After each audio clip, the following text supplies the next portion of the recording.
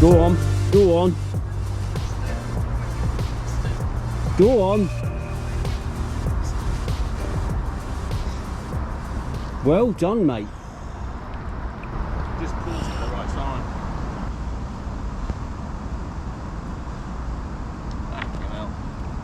That was...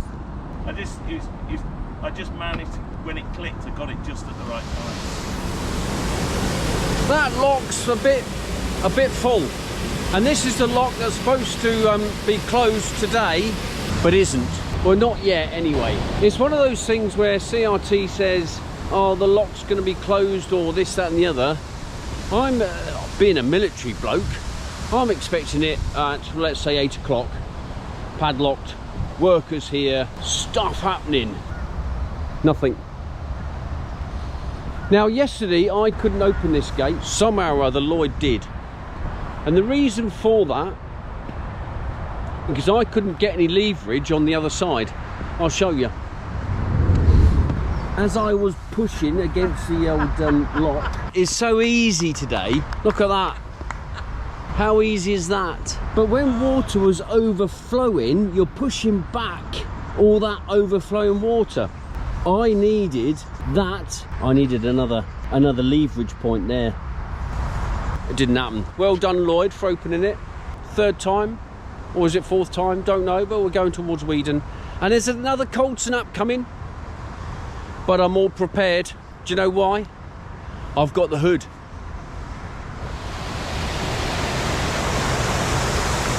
But gate 13's locked. So although there's no work going on, this gate's locked. And that boat is stuck. I wonder if he's waiting for CRT to sort of say, oh, go on in. And do you know what? He'll have a point because they're working on that lock up there and not this one. He'll have a point. Be interesting to see what happens. Wilton Marina and a Fat Boy's breakfast is on the cards.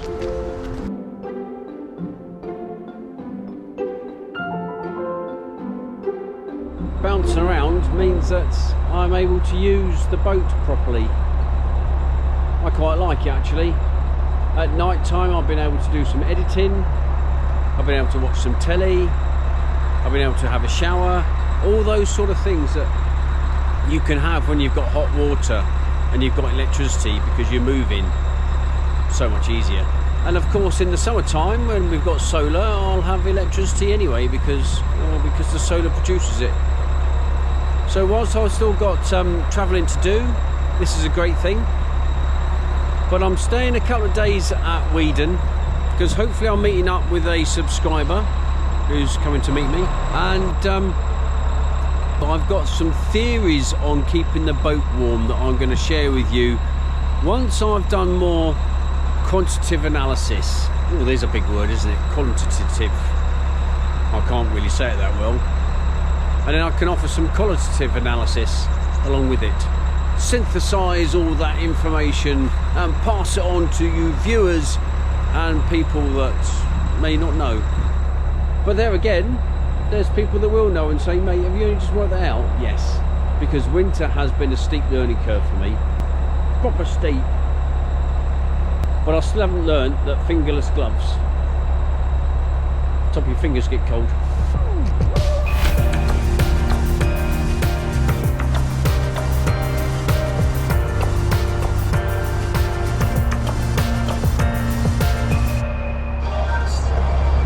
The M1 motorway, not always like that. sometimes at a standstill. But of course the benefits of that is that the stoppages on motorways, and generally speaking, don't last long. They can last a fair old while, and it's a bit frustrating if you're stuck in it. But the stoppage up the road, 2 weeks. So imagine if you hadn't planned for that, you hadn't turned at the available winding hole, and you're stuck, or massive reverse, or whatever it is you need to do. So there's a lot more planning and situational awareness that need to go along the canals.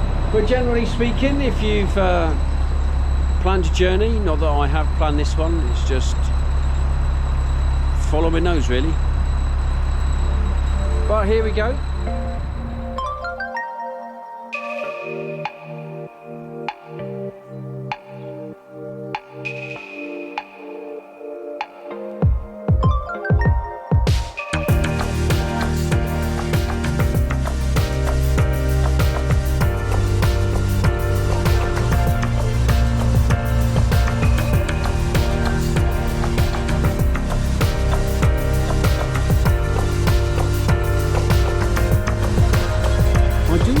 Boat though bedazzled, like the colour, the gremlin thing on the top, and generally speaking, nice boat and a nice mooring. But I do wonder what the benefits of staying in this particular spot is for these boaters, other than it's a permanent mooring, because nowhere near a water point really. The fuel boat comes past here, and I think you can order coal and wood and all that sort of stuff, and diesel. So that fuel boat, Ryan, I think the fellow is known as, and he would deliver to you, which is a bonus. But water, well, you can get a filtration system that filters canal water into fresh water. Whether these boats have got that, I don't know. Speldhurst, it's a village in Kent, Speldhurst. All the Hursts are in Kent, I know of. There's a Speldhurst, Hissinghurst, Hawkhurst, Ticehurst. He's got some windows on the top of his boat, look, even though he hasn't got windows on the side.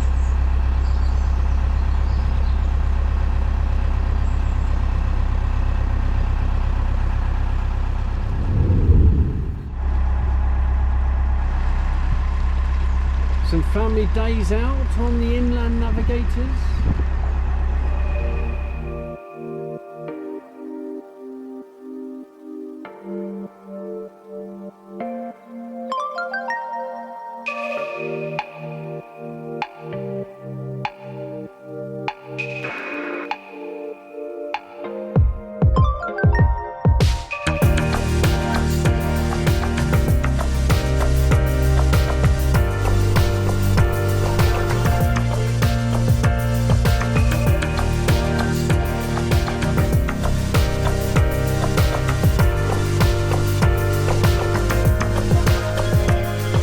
So much for spring.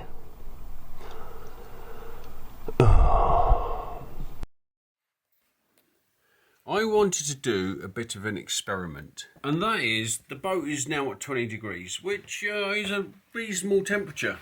I like that.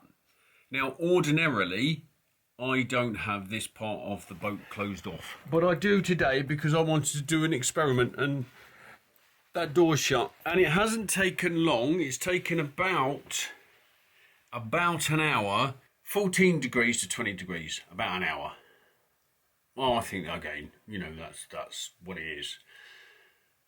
Depending on various circumstances, ambient temperature, how hot I get that stove, and all that sort of stuff. But it's taken about an hour to get 6 degrees. It took about an hour and a half to get from 10 degrees when I started it off to 14 degrees.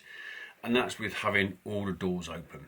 And Amanda said this to me many moons ago, even before the bleakness of winter crept in. She said, heat your galley and all that sort of stuff up first, and then open each door as it goes. What a great idea, Amanda. I never did it.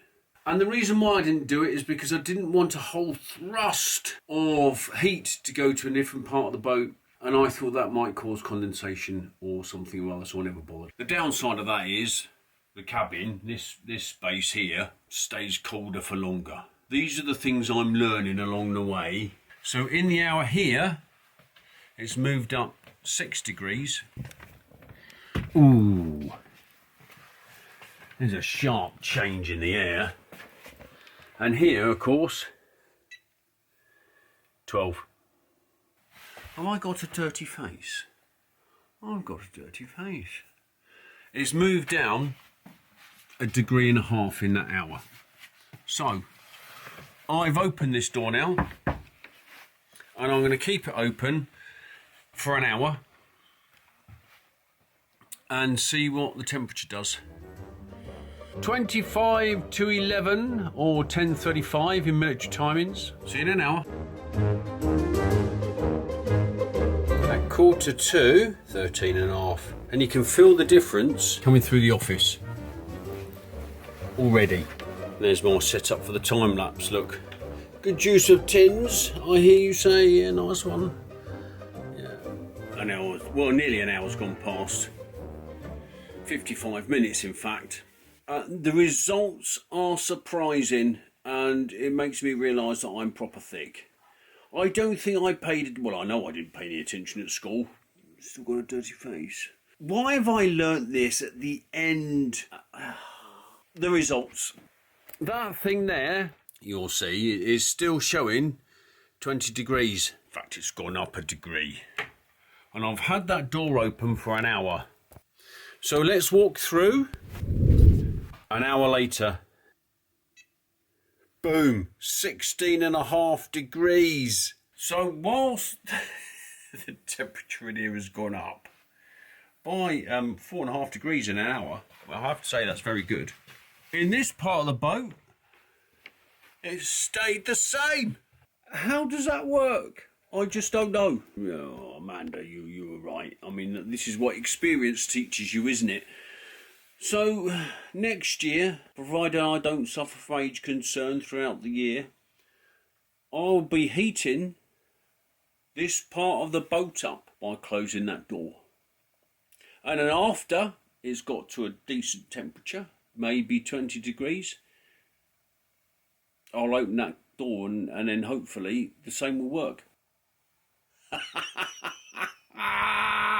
Why didn't I learn this a few months ago when it was bitterly cold and the ice was coming inside the boat from the side hatches? Yeah.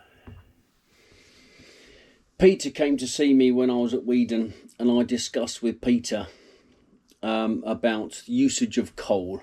I used to use a bag of coal a week, and I used to light it about 3 o'clock in the afternoon and then shovel some last stuff on about 9 and then let it blow out. Now I use a bag of coal a week and it's on 24/7. It's how I tweak the airflow. I can remember coming through, I think it was Tring, and I said 7 turns, 2 at best. Once I've got lots of flame, lots of heat in that box, 2 turns of the primary airflow, and then all I do there basically is add 3 or 4 bits of coal every couple of hours or so at night time, load the box up and just let it to, and it just does what it does. So there's accumulation of activity where I've made incremental gains, and those incremental gains at the start were massive, and now it's just a little tweak here and there. I've learnt from Amanda, Colin, Peter. I think over next winter I'll be getting 20 bags of coal, maybe as many as 24, and reduce the amount of wood I use. Coal for me means that I don't have to faff around so much, actually.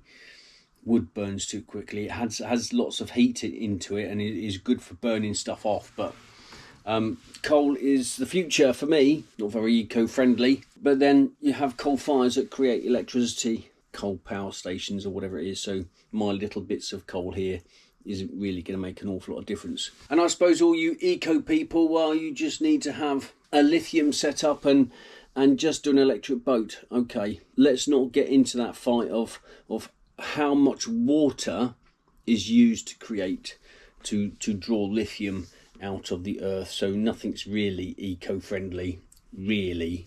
But I'm now starting to enjoy living on the boat, and I can remember going round to Mark and Wendy's at Braunson when they fed me that delicious chili, and they said to me, does the boat feel like home? No, it doesn't. It feels like a boat.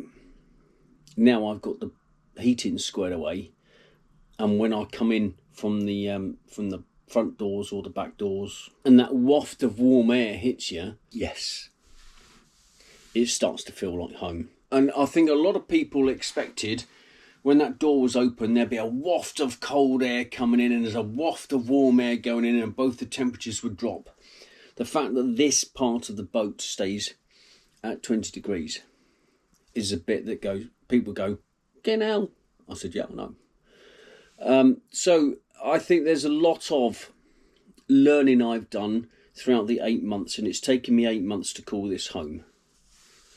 Let's see what happens next winter. If you've got this far, thanks for watching, thanks for liking, thanks for subscribing. If you haven't subscribed, give it a go, because I like to talk about narrowboats and life on a narrowboat, real life on a narrowboat, and it's not always great.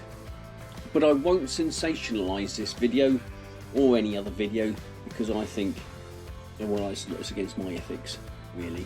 Until next week though, ciao papa.